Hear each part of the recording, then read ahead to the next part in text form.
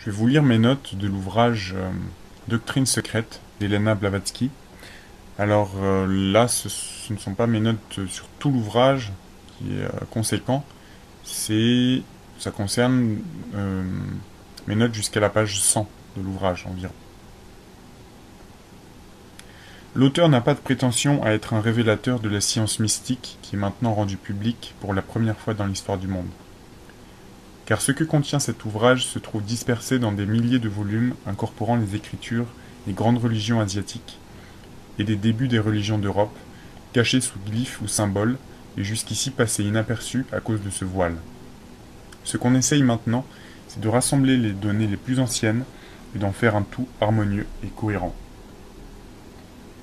Ces enseignements, si fragmentaires et incomplets contenus dans ces volumes, n'appartiennent pas en exclusivité aux religions hindoues, zoroastriennes, chaldéennes, ni égyptiennes, pas plus qu'au bouddhisme, à l'islam, au judaïsme ou au christianisme. La doctrine secrète en est l'essence à tous. Les divers systèmes religieux qui en ont jailli à leur origine sont maintenant appelés à se replonger dans leur élément originel, d'où s'est développé tout mystère et tout dogme, en s'étendant et en se matérialisant. Le but de cet ouvrage peut être ainsi défini: montrer que la nature n'est pas un concours fortuit d'atomes, et assigner à l'homme à sa place réelle dans le plan de l'univers, sauver de la dégradation les vérités archaïques, qui sont la base de toutes les religions, découvrir jusqu'à un certain point l'unité fondamentale dont tout en jaillit, et finalement montrer que le côté occulte de la nature n'a jamais été considéré par la science de la civilisation moderne. Un enseignement jusqu'alors tenu caché, maintenant divulgué, et auquel beaucoup va être ajouté dans les présents volumes. Et même ces derniers, tout en livrant plusieurs données fondamentales tirées de la doctrine secrète orientale, ne soulèvent-ils qu'aucun coin du sombre voile qui les recouvre. Car personne, pas même le plus grand des adeptes vivants, n'aurait la permission, ni même la possibilité, s'il le voulait, de jeter au hasard dans un monde sceptique et railleur ce qui a été si soigneusement conservé durant de longs âges et années. Quant aux choses invisibles et incorporelles, aux mystères de l'être en dehors de notre sphère terrestre, le grand instructeur n'y toucha jamais dans ses conférences publiques, réservant les vérités cachées pour un cercle choisi de ses arhats. Ces derniers recevaient l'initiation dans la fameuse grotte Saptaparna, Satapani de Mahavansa, près du mont Baibar, le Vebara des manuscrits Pali.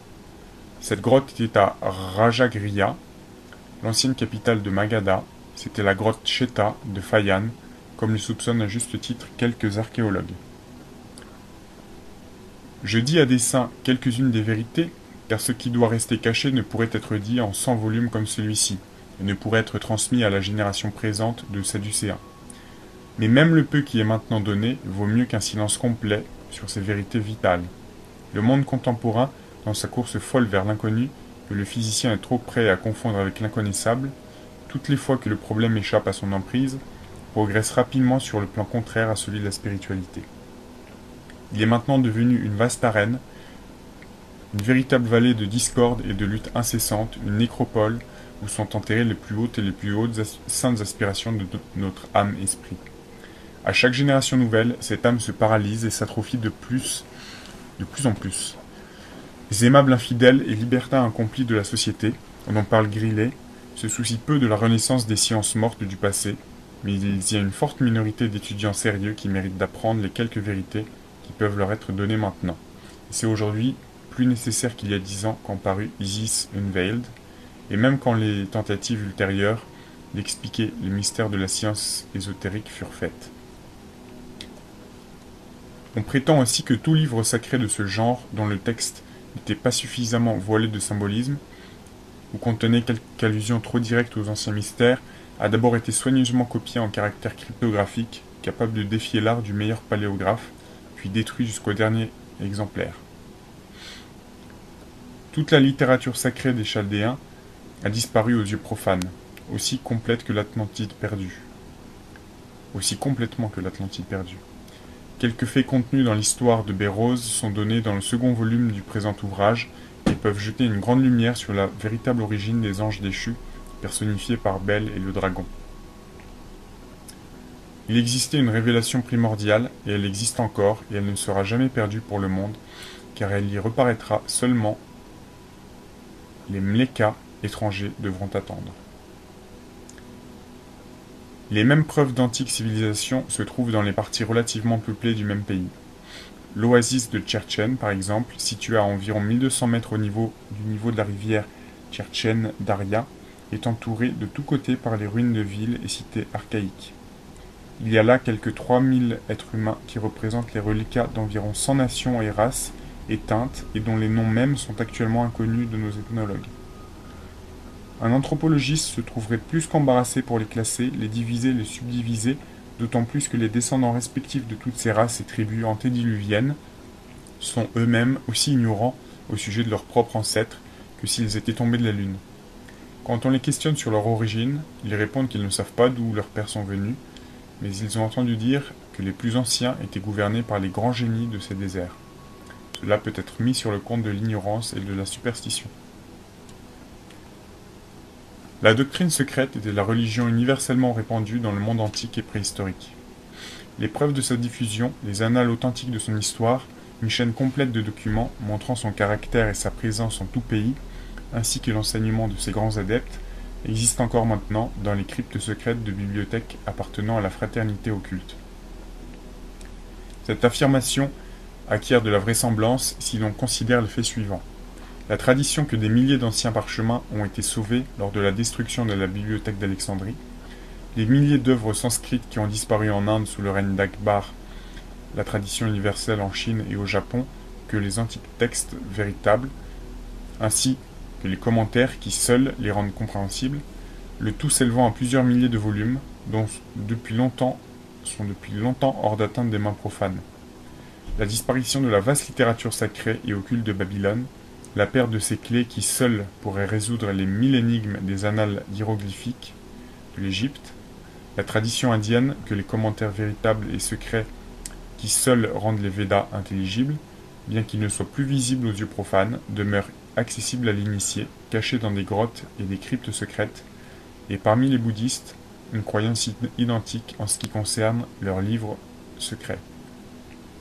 Les occultistes affirment que tous ces documents existent, à l'abri des mains spoliatrices des Occidentaux, pour reparaître dans un âge plus éclairé, que d'après feu Swami Dayanand Sarasvati, les Mlecas, les rejetés, les sauvages, ceux qui sont en dehors des civilisations ariennes, auront à attendre. Mais c'était parce que découvrir à la multitude non préparée des secrets d'une importance aussi effrayante serait revenu au même que donner à un enfant une chandelle allumée dans une soute à poudre. On comprend bien, disent-ils, la nécessité de cacher à la foule des secrets comme celui du vril, cette force dévastatrice découverte par J.W. Keely de Philadelphie. Le danger est celui-ci. Des doctrines comme celle de la chaîne planétaire ou des 7 races donnent immédiatement une clé de la nature septuple de l'homme, car chaque principe est en corrélation avec un plan, une planète et une race, et les principes humains sont, sur chaque plan, en corrélation avec les septuples forces occultes, celles des plans supérieurs possédant un pouvoir effrayant. De sorte que toute division septénaire donne de suite la clé de terribles puissances occultes, dont l'abus causerait d'incalculables maux à l'humanité. Clé qui peut-être n'en est pas une pour la génération actuelle, spécialement pour les Occidentaux, protégés par leur aveuglement même, par leur ignorance matérialiste et leur incrédulité à l'occulte, mais qui néanmoins auraient eu une valeur réelle dans les premiers siècles de l'ère chrétienne, alors que les gens étaient pleinement convaincus de la réalité de l'occultisme, et entraînés dans un cycle de dégradation qui les rendait mûrs pour l'abus des pouvoirs occultes et la sorcellerie de la pire espèce. La vérité ne doit plus être niée, quelles qu'en soient les conséquences.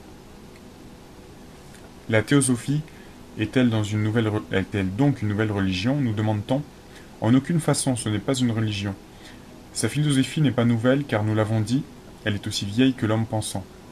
Ces doctrines ne sont pas maintenant publiées pour la première fois, mais ont été prudemment révélées à plus d'un initié européen, et enseignées par plusieurs d'entre eux, spécialement par feu Ragon. Plus d'un grand savant a déclaré qu'il n'y avait pas un seul fondateur de religion, arien, sémite ou touranien, qui ait inventé une nouvelle religion ou révélé une vérité nouvelle. Ces fondateurs étaient tous des transmetteurs, non des instructeurs originaux. Ils étaient les auteurs de formes et interprétations nouvelles, mais les vérités sur lesquelles celles-ci étaient fondées étaient aussi vieilles que le genre humain. Choisissant une ou plusieurs de ces grandes vérités, réalité visible seulement à l'œil du vrai sage et voyant, parmi le nombre de celles qui fut oralement révélée à l'homme au commencement, préservée et perpétuée dans l'habitat des temples par l'initiation, durant les mystères, par transmission personnelle, ils révélèrent ces vérités aux masses. Ainsi, au XVIIIe et XIXe siècle, chaque nation reçut à son tour quelques-unes des dites vérités, sous le voile de son symbolisme local et spécial. Aussi faut-il s'attendre et se soumettre d'avance à ce que ces doctrines soient rejetées. Aucun de ceux qui s'intitulent savants, dans quelque département que ce soit de la science exacte, ne se permettra de les prendre au sérieux. Elles seront tournées en dérision et rejetées a priori dans le siècle actuel, mais dans ce siècle seulement. Car au XXe siècle de notre ère, les savants commenceront à reconnaître que la doctrine secrète n'a été ni inventée ni exagérée.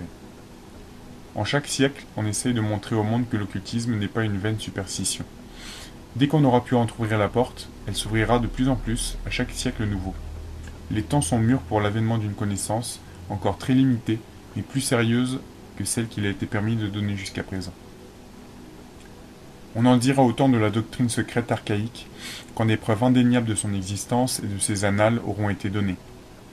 Mais des siècles devront s'écouler avant qu'il en soit donné beaucoup plus. À propos de la perte presque complète pour le monde de la clé des mystères du zodiaque, l'auteur remarquait dans Isis dévoilé, il y a environ 10 ans, cette clé doit être tournée 7 fois avant que le système soit tout entier divulgué. Nous ne donnerons ici qu'un seul tour et nous permettrons ainsi aux profanes un coup d'œil dans le mystère. Heureux celui qui comprendra l'ensemble. Malgré leur énergie et leur zèle, les efforts fanatiques dans ces siècles primitifs pour oblitérer toute trace de travail mental et intellectuel des païens restèrent sans effet, mais le même esprit du sombre démon de bigoterie et d'intolérance a toujours et systématiquement, depuis cette époque, dénaturé toutes les pages brillantes écrites durant les périodes pré-chrétiennes. Pourtant l'histoire, malgré l'imperfection de ses annales, a conservé assez de ce qui a survécu pour jeter sur le tout une lumière impartiale. Les efforts surhumains des premiers pères de l'Église pour effacer la doctrine secrète de la mémoire même de l'homme ont tous échoué. La vérité ne peut être tuée. C'est pour cela qu'ils n'ont pas réussi à balayer entièrement de la surface de la terre les vestiges de l'antique sagesse, ni à garrotter et bâillonner tous ceux qui lui portaient témoignage. Cherchant anxieusement, pour les détruire, tout obélisque ou pilier, tout rouleau ou parchemin, portant le symbole du tau, ou tout autre signe que la foi nouvelle avait emprunté et s'était approprié, et l'on verrait clairement comment il se fait qu'il soit resté si peu des archives du passé. En vérité, l'esprit démoniaque du fanatisme des premiers siècles et du Moyen-Âge chrétien et islamique s'est complu à se confiner dès le début dans l'obscurité et l'ignorance. Le professeur Max Müller. Les péchés d'islam n'ont pas plus de valeur que la poussière du christianisme. Au jour de la résurrection, les Mahométans, comme les chrétiens, verront la vanité de leur doctrine religieuse. Sur la terre, les hommes se battent pour la religion au ciel. Ils découvriront qu'il n'y a qu'une seule religion vraie, l'adoration de l'Esprit de Dieu. Il fut un temps où ce langage, le Senzar, était connu des initiés de toutes les nations, et compris par les ancêtres des Toltecs aussi facilement que par les habitants de l'Atlantide disparue. Ces derniers le tenaient des sages de la troisième race, des Manouchis, qui l'avaient appris directement des Devas de la seconde et de la première race. Quelques-unes des données des écoles secrètes, mais pas toutes, loin de là, furent conservées au Vatican et ont depuis été incorporées au mystère sous forme d'additions défigurées, ajoutées par l'Église latine au programme chrétien primitif. Ce processus a été en action de toute éternité, et notre univers actuel n'est que l'un des termes d'une série infinie qui n'a pas eu de commencement et qui n'aura pas de fin. La première figure était un simple disque. La seconde, dans le symbole archaïque, un disque avec un point au milieu. Première différenciation entre les manifestations périodiques de la nature toujours éternelle, l'insexuel et infini Aditi dans Sela, le point dans le cercle, ou l'espace potentiel dans l'espace abstrait. À la troisième phase, le point se transforme en un diamètre. C'est le symbole de la mère nature, divine et immaculée, dans l'infinité absolue et qui embrasse tout. Quand ce diamètre est croisé par un autre diamètre vertical, nous avons la croix du monde. L'humanité a atteint sa troisième race racine. C'est le signal du commencement de la vie humaine. Quand la circonférence disparaît et ne laisse que la croix, c'est le signe que la chute de l'homme dans la matière est complète. Et la quatrième race commence. La croix dans le cercle est un symbole purement panthéiste. Lorsqu'on supprime le cercle circonscrit, le symbole devient phallique. Il avait le même sens et d'autres encore sous la forme de tau inscrit dans un cercle, ou comme marteau de Thor, la croix dite Jena, ou simplement le svastika dans le cercle. On formait le tau, T, la plus vieille forme de cette lettre. C'était le glyphe de la troisième race racine jusqu'au jour de sa chute symbolique, quand la séparation des sexes eut lieu par évolution naturelle. Le symbole ésotérique du Kali Yuga est l'étoile à 5 branches renversées, le signe de la sorcellerie humaine, avec ses 2 pointes, cornes, tournées vers le ciel, position que tout occultiste reconnaîtra comme appartenant à la magie de la main gauche et employée en magie cérémonielle. Brahma le manifesté est le logos, représenté comme mâle femelle. En les laissant servir de prologue au christianisme, les rabbis se vengèrent cruellement, eux qui savaient bien ce que voulait dire leur Pentateuque. C'était une protestation silencieuse contre la spoliation dont ils étaient l'objet, et les Juifs ont certainement le dessus sur leurs traditionnels persécuteurs. Le souffle qui est éternel.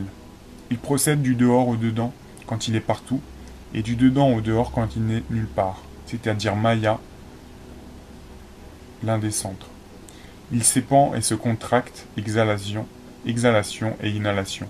Quand il s'épand, la mer se diffuse et s'éparpille. Quand il se contracte, la mer se retire et se rassemble. Cela produit les périodes d'évolution et de dissolution, Manvantara et Pralaya. La science occulte reconnaît 7 éléments cosmiques, 4 entièrement physiques et le 5e, éther, semi-matériel. Ce dernier deviendra visible dans l'air vers la fin de notre 4e ronde, pour régner suprême sur les autres éléments durant toute la 5e. Les 2 autres sont encore absolument au-delà de l'horizon de perception humaine. Ces derniers cependant apparaîtront, comme des pressentiments, durant les 6e et 7e races de la ronde actuelle, et deviendront connus respectivement dans les 6e et 7e rondes.